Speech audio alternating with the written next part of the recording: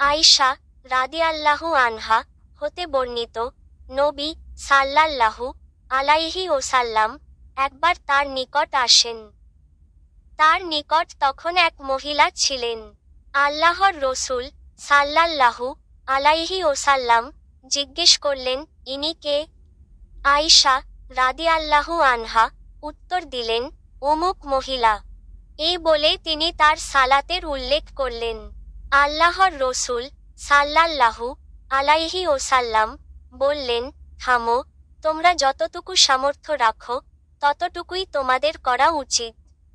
আল্লাহর শপথ, আল্লাহ তাআলা ততক্ষণ পর্যন্ত সওয়াব দিতে বিরত হন না যতক্ষণ না তোমরা নিজেরা পরিশ্রান্ত হয়ে পড়ো।